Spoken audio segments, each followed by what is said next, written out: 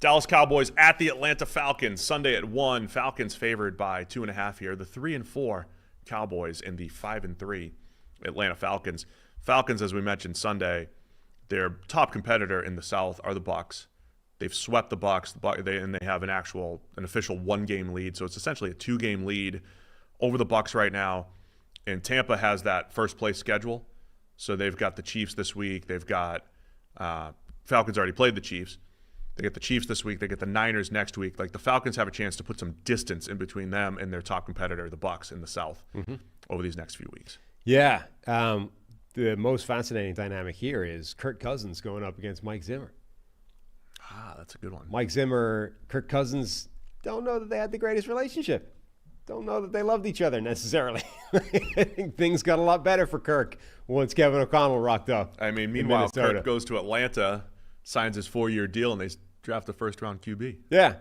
But I feel like, Kurt's going to be motivated to attack this defense, which hasn't exactly been playing particularly well. I just want to highlight, and I don't want to do this too much, but while we're here, going back to the non-game discussions, the high-level QB development discussions, I just want to make sure people aren't being hypocritical here. If you're going to be criticizing the NFL for a lack of QB development and everything, then you can't, on the other hand, criticize the Falcons for drafting Michael Penix Jr. at 8. Correct. Right? Or I have since repented for my criticism of the Packers taking Jordan Love in 2020. So I said, never again will I criticize a team for taking a quarterback anywhere. All right? Just whatever. Take your shots. But you can't do both. So the Falcons actually, if you believe in quarterback development, hey, the NFL's lacking, well, then the Falcons are forward-thinking by drafting Michael Penix Jr. Well, at that point, your only criticism can be they reached on a guy that shouldn't have been taken that high, which is a different argument, right? But you're right. You cannot. It's who the guy is, right? Yeah. And that was my biggest thing with the Packers. I didn't love Jordan Love at the time, but I don't have any strong QB takes anymore. But you cannot complain that they have taken a guy who they plan to sit for 2 years. You cannot complain that they drafted a guy that high to sit for 2 years. Can't do both. Right, because these are all reasons for actually they believe that he's the guy, and in 2 years' time they look like geniuses because he's the next Jordan Love, Aaron Rodgers, whatever. The only complaint you can have, if you are being consistent by saying that the NFL is failing these quarterbacks, is Michael Penix specifically was not worth that draft pick. Right. So just wanted to highlight that. Matchup-wise, again, I'm looking at this Cowboys defense and their run defense. I thought, funny enough, it was probably better from a play per play. The stat I put out last week, it's the first half of the season. These things are all going to regress, but their run defense was so bad it would have been the 5th worst pass defense. It was better on a play-for-play basis against the Niners. They still gave up over 200 after Pearsall had like a 38-yard end around. This Falcons two-headed monster of Bijan? There's too much emphasis there on the B. It's Bijan. Bijan? Something like that, yeah. Can we just call him now, Bijan? Look, this is only according to the announcers that seem to have taken it's that multiple announcers. I don't like that. Yes. Bijan Robinson, still for me, and Tyler Algier. We've seen them both go over 100 against the Panthers. But we've seen them as a very good 1-2 punch, running the ball extremely well, and I think they're going to have a lot of success against this Dallas front. Yeah, I do as well. I mean, that Dallas defense, run defense, is still, it's just bad. And yeah, it might be able to show up for individual games, but it's pretty rough. I will be curious if, that Cousins' arm it looks better. It's still pretty rough when he's throwing laterally outside the numbers. Those are the kinds of plays that if you leave one of those slightly inside, I wonder if Trayvon Diggs can snag one, like really go out there and sell out and try and pick one off. That's the way the Dallas defense could try and swing this in their direction. Is I think they'll probably give up quite a lot on the ground. I think generally they'll give up quite a lot just across the board. You can get that back quite a lot if you're able to turn the ball over a couple of times. So if Diggs is able to just sell out and really try and go after Kirk Cousins, that would be interesting.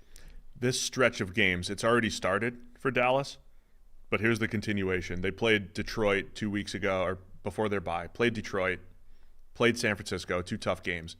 They now play at Atlanta. Then they have the Eagles at home. They have the Texans and the Commanders. So 4 straight games after playing the Lions and Niners, the 2 NFC Championship teams from last year.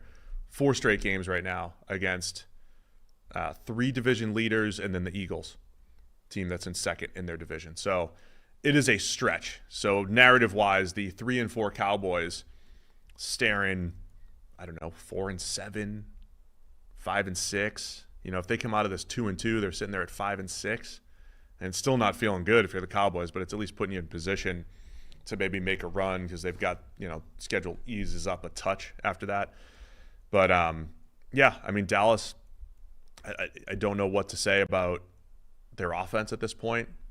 Dak has to play perfect. It feels like Dak has to play perfect with CeeDee Lamb, and they've gotten some help from some of the other receivers. It's just, I don't know, man. It's very inconsistent. They have no run game. Last week was Dalvin Cook and Zeke together as a 1-2 punch, and it's 2024, not 2018, and it just felt like it. And so Dak forces passes. He's got to play perfect. We go back to the Baker Mayfield discussion where they look like similar quarterbacks. So like most of it's going to be good, and they can have some really good games, but they'll have 2 or 3 picks sometimes that are not great, and you can't afford it with the way the team's built right now. Imagine how amazing that backfield would have been at one point.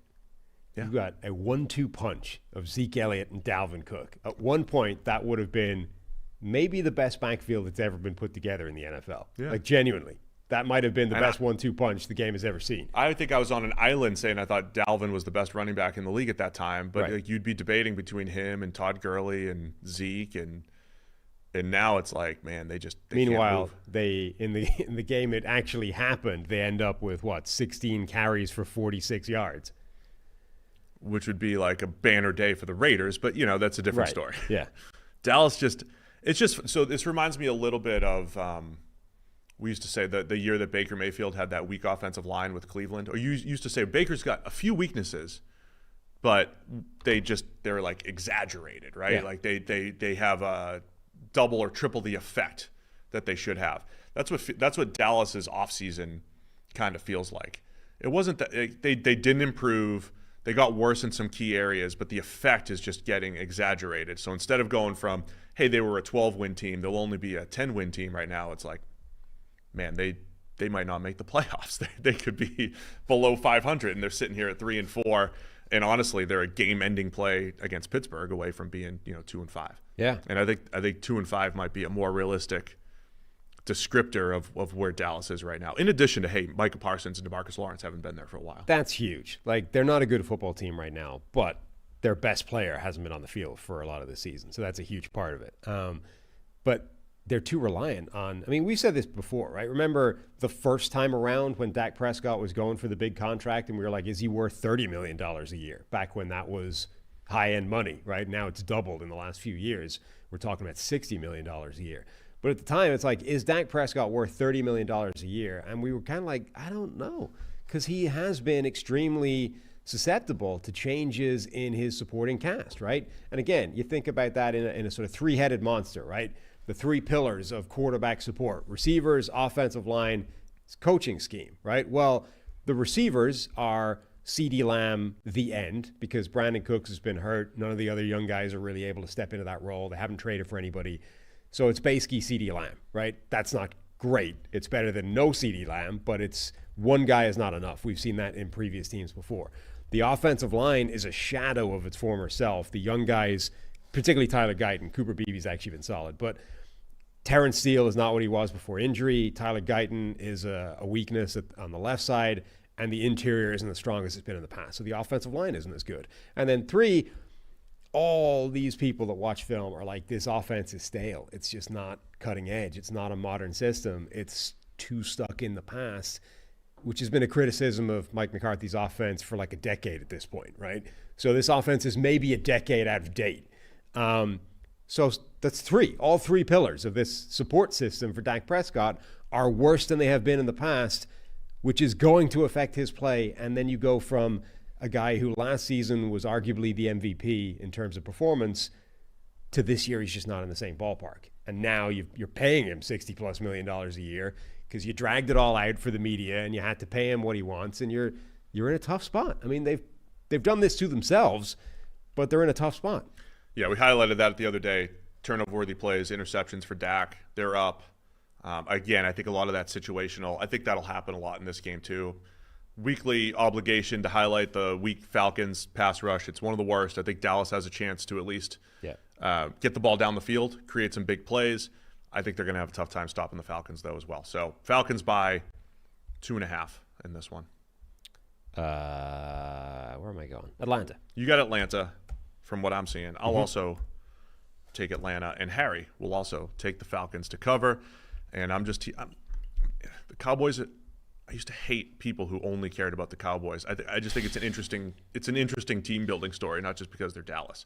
And this next 4 weeks is going to be massive for a 3-4 team facing all those good teams. Thanks for watching all the way to the end of our video.